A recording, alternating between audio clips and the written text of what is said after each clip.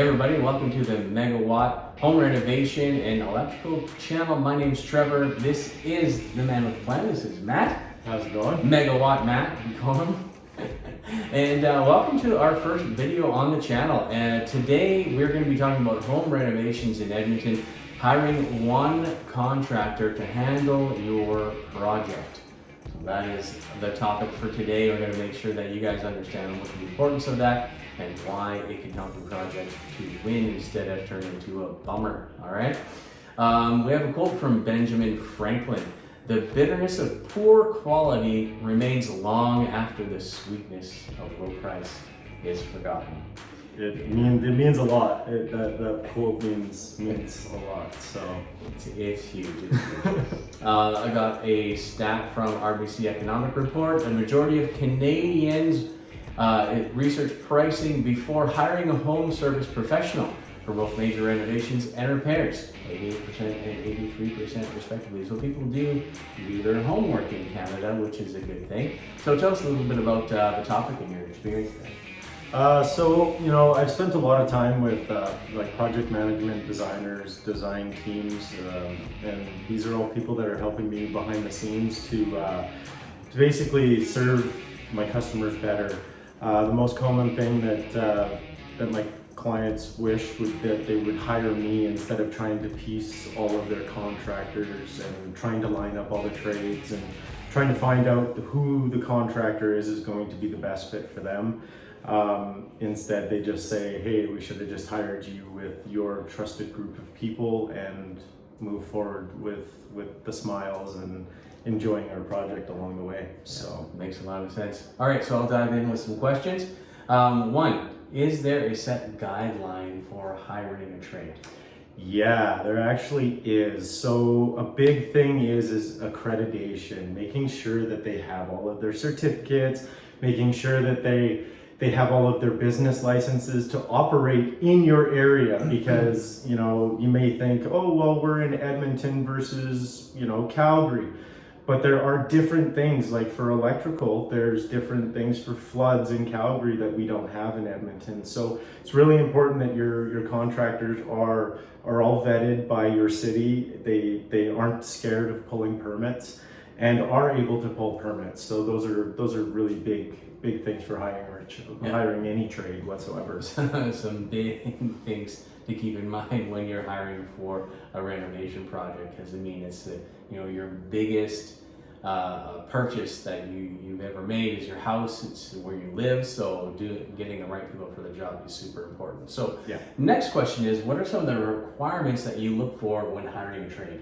So like I said, it's their presence. It's not just a white van showing up without any business on it. When you look up their website, it's just there's nothing. There's no real pictures. There's no face to the company. There's like when you kind of get that icky feeling when you're like, who showed up? I don't know. Did I hire Dan's Carpentry? Or like, it's really important, the presence that you make. So having your vehicles deckled, not being afraid to wear the brand that you've built, pridefully, because, well, I can be prideful about it. It shows in my work and everything like that. So don't be afraid of the people that are flashy, because the flashy people are the ones that are carrying the insurances and everything, because we need it.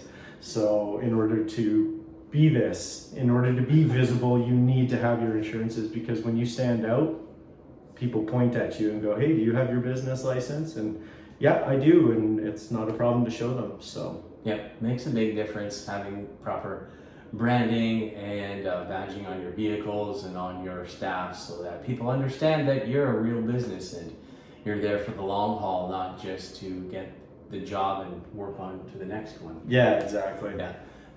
All right, so there's one thing that we might have talked about before, but what are the benefits of larger companies versus the smaller ones when it comes to vetting?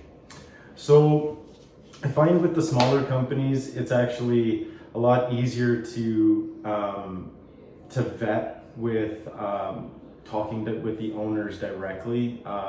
Where larger companies, their presence is really easily known on on Google or wherever you want to put your search in.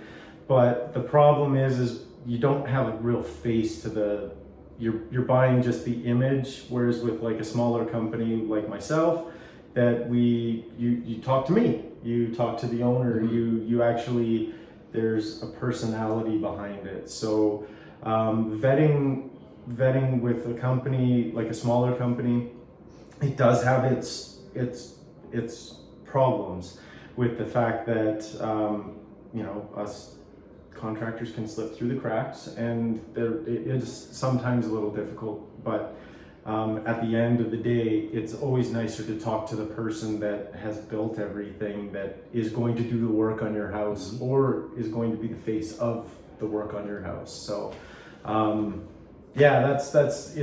that's what I would say personally, would be the larger companies. Yeah, they can pay a lot of money to look good, but it's the smaller companies that have to fight and to show how good of a job that we do. So just don't be afraid of the contractor that's willing to offer you everything up front.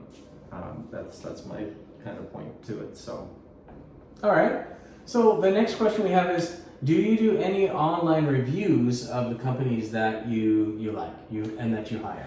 Yeah, actually I do. So all of my subcontractors, when they actually do a project for me, I'll go on and I'll do the reviews for them. I'll make sure that people know that they've worked for me, so it's not just one name out there. They're linked to multiple companies, and that it makes it easier so that you can vet those smaller companies, because when I'm saying this company is good and here I'll put my name out on there, it's a nice tight-knit community that we work within. So of course it helps me, so I like to help my other business owners and small business people move forward. So awesome. Okay, so now who are the best people to talk to get honest feedback about a company? Just give us a call, look at the reviews, look at the bad reviews. If the company has bad reviews, because like bad reviews tend to give you good information as well. Like, oh, well, that one information was like, oh, it was a time delay, but it had nothing to do with the company. So you kind of know, oh, it's all 5 stars, or hey, we're good to go. So I would say that would be a really good place to go to, and drive by a past. If you know any family or friends that have used us, go drive by, stop in, say, hey, can I take a look at their work, and walk it down. Those are the best ways, or you can just give me a call, because I'm an honest guy, so I'd give you the honest answer about what we do and how we do, and the projects. All the dishonest guys say that they're an honest guy. Just teasing. Okay, all right. So now, how important is solvency? How important is solvency in a company that you hire? So they have to be like fully accredited. They have to carry all of their own WCBs. They have to carry all of their own insurances. If it's a particular trade, they have to carry their certificate with a certain level of certificate.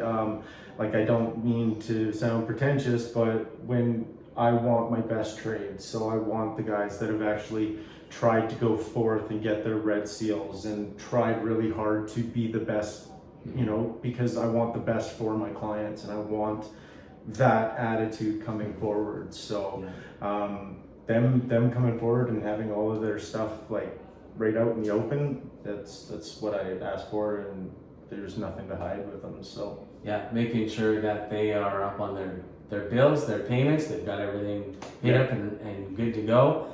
Red seal, blue seal, gold seal, like all these things are really good. Insured, they're bonded, and the big one that I sell my customers on is there's nobody going in your house that wouldn't go in mine to build mine, right? So there's particular trades that I need, and these are people that come in my house that would go into your house. So it's a trust basis. Not only like I trust my family with these people, so like there's no outstanding debts or anything coming in, and you're not having to pay for the last project because they skipped town, right? So Hey Matt, is it worth doing a quality check on past projects a company's completed?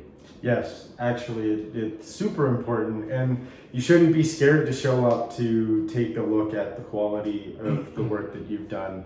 A 30-day checkup, and then go 6 months, and then do the year checkup.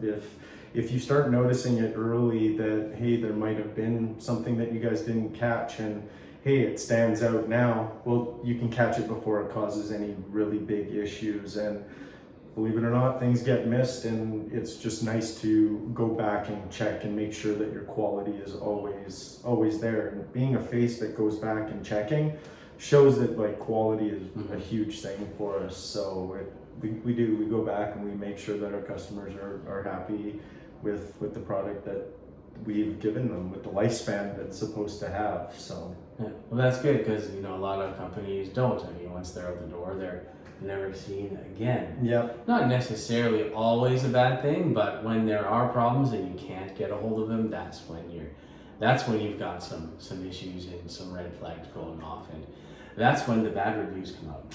Yeah, 100% is when you start forgetting about the people that are actually helping you build your company, your clients. Like, when you forget about them, the past ones are just as important as the future ones, because the past ones are the ones that have already trusted you. So give them the trust back and the respect back to live up to what you say you're going to do, and go back and check up on your stuff. Yep.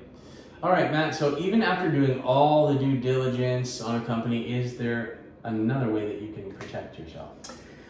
There is the contract. So the contract is really, really important, that you have a really well broken down either estimate or invoice quote signed by you and or the contractor. It kind of puts your mind at ease that, hey, like, we have a contract, it's written, it's not just a verbal contract. Anybody that wants to deal just with a verbal contract, kind of step away as fast as you can.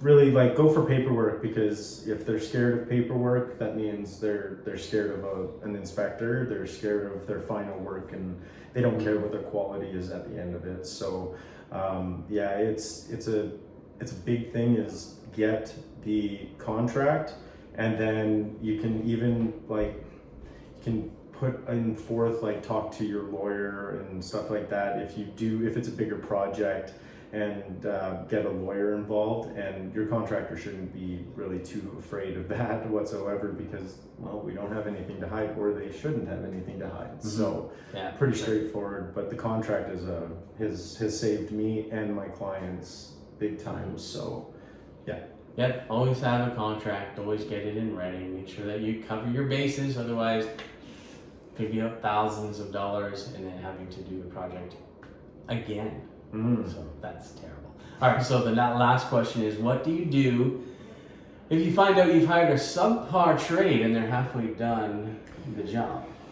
Well, I'll be cocky. We don't hire subpar trades, but if you do, the easiest way is to basically politely at the end of the workday, or when you notice that, hey, this isn't working.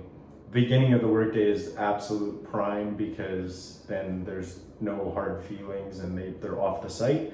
But if you do have to do it at the end of the day, do it at the end of the day. Don't do it halfway through, anything like that.